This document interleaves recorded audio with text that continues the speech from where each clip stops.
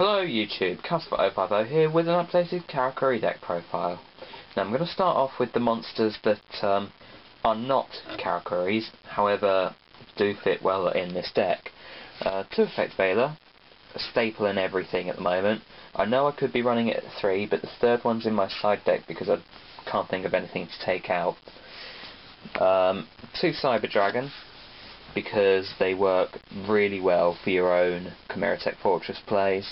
Also, if you're against a mirror match, you're covered, or against anything similar to that. And also with the Gear archetype on our heels, these Cyber Dragons and the Chimeratech Fortress Dragon will see a lot more play yet again. Two Thunder King Rai-ohs just helps great for defending yourself, as there's not many cards that add stuff to your hand, so it doesn't really affect you too much.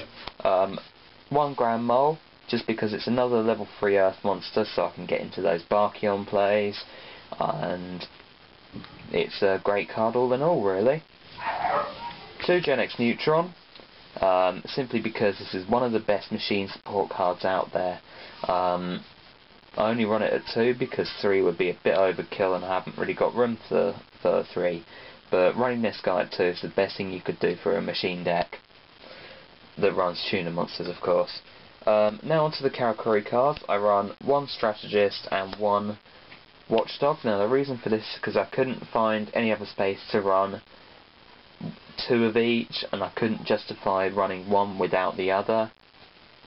So I thought I'd run one of each, just to get off more burei plays, easier bureido plays, that also go into Barkions and Beasts. It all works out eventually, just to get as many synchros off as possible. Two kuick, kind of necessary in the deck because it's a damn good card. 3 beauty, the staple of the deck. If you don't run it, then you're a bloody fool. One haipa. Now, I'm still on the fence about this card. I have been the whole time it's been out. It's a great card, don't get me wrong. It's 2100 4-star, it's a Cyber Dragon matcher, it's a Thunder King killer. It's an answer to pretty much anything they have first turn. And if it does survive, it just sits in defense mode. So, even still, it's just a great all-round 4-star card to have. So, you know, why not run it? But again, at the same time, it could be another soldier, it could be another ninja kuick. So leave your thoughts on this card in the comment section below. Tell me what you think on it. 3 merchants, again, this is the mini Stratos of the deck. You kind of have to run it. It's sort of unwritten rules. And finally 2 soldiers. I only run these at 2, but for the same reason I run kuick at 2, because I haven't got room for the third one. Now for the magic cards, you've got your 2 MSTs, your Holy Trinity as your staples. Not much to say about them. Then 2 Pot of Duality, because they work really well in this deck, as, okay, you may special summon a lot, but you could always postpone that special summon and end up going into a Thunder King, or getting an Effect Veiler out, or getting a Genex Neutron and searching for a tuner next turn. Smashing Ground, Book of Moon, 2 Enemy Controller, just for a little bit more protection, as, you know, these cards are great and they can be splashed into a lot of decks, this deck being able to run them really well without any loss of synergy between the rest of the deck. And finally, Mind Control. Now, Mind Control is an amazing card, but out of the past 4 cards I just mentioned, do you think, leave your thoughts in the comment section below, do you think I should change any amount of them for the Karakuri Anatomy card, just to boost up the drawing rather than keeping up the defense? Leave your thoughts on that in the description, on the comment section below. Now, as for the traps, it's a very standard lineup. Mirror Force, Solemn Judgment, 2 Solemn Warning, kind of all staples, and 2 Bottomless Trap Piles. Yes, I don't have them at the moment because they're in my hero deck. But the 2 Bottomless are amazing now because of the priority ruling change, and the rest of the trap cards are simply staples. so not much to say about them. Okay, on to the Astro deck now, and we start off with the obligatory Chimeratech Fortress. I run 2 Cyber Dragons, so why the hell can't I run that? 1 Utopia, 1 Leviathan. Leviathan's in my hero deck at the moment, simply because I do get stuck with 2 level 3 tuners, or I do get stuck with 2 level 4 normal monsters, so having the XE's cards available to us now is a very good thing. Catastor, for when I can't summon Naturia Beast, because they're 2 of the best level 5 synchros in the game, period. Naturia Barkion versus Chainburn is ridiculously funny. Yeah, just you need Barkion as much as you need Beast in this deck. You may not be able to play Barkion as much, but it sure damn well helps. 1 Brionac as well, because Brionac's Brionac, and if you don't run Brionac, then you should get yourself one.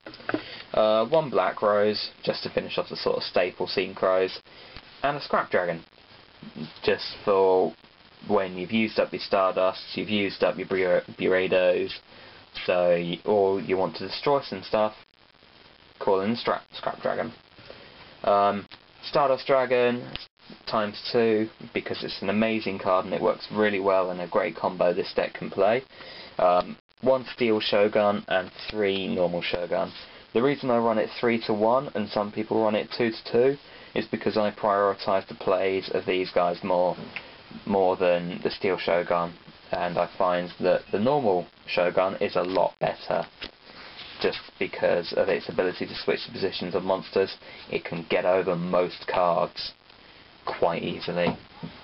Now, simply onto the side deck now. This is built up to combat the sort of things you'd find in this format. The third effect Veiler, kind of compulsory. 2 Kinetic Soldier, mainly for the hero and the samurai matchups, but any other warriors that come past this, then they're going to have fun with that. 2 Space Cyclone, although you could change these for 2 Destiny Hero Doom Lords. Thanks to a comment on my side deck segment from Everyone Loves Gihan, he suggested to me that Doom Lord could be a better substitute for Space Cyclone. However, I prefer Space Cyclone due to its ability of quick play, so you can use it during your opponent's turn. Or you could set it as a proxy so that they destroy that instead of your Mirror Force or your Solemn Judgment or your Solemn Warning. I just prefer it as a quick play magic card rather than anything else. 2 Kaiser Coliseum. Now, I was going to let you in on this later on, but recently I found out Kaiser Coliseum would be a ridiculously good choice against most of the decks in this format. Now, the reason for this is that rather a lot of the decks in the meta at the moment swarm like crazy. For a deck like Karakuri's, who could quite easily sit behind just one of these, or 1 Stardust Dragon or a Bureido, it doesn't need a big field. You can overextend, but it's not always a good idea. But if you can sit behind 1 big card, then Kaiser Coliseum is perfect for you, because they won't be able to pull off anything. You won't be able to play Lagia, because you won't be able to summon your 2 dinosaurs, 2 XEs for it. You won't be able to play any of the big synchro monsters, because you won't be able to put 2 monsters on the field to synchro with. So Kaiser Coliseum is a great choice. Why no one else is using it at the moment, I don't know. Perhaps because it's such a hard card to find these days. If you do have any, please trade them with me. I do want them. 2-dimensional Fissure. Now, Dimensional Fissure works remarkably well in the Karakuri deck, actually. They really couldn't give a damn about remove from play and banishing and stuff. In fact, the only card of theirs that relies on the graveyard is Karakuri Kuick, which normally you use her just to synchro with, so these guys just seem logical. Also, 2 Shadow-imprisoning mirrors. Again, they're in my hero deck, so I don't have them to show, but need I say more about the Shadow-imprisoning mirror. 2 Chaos Trap Hole.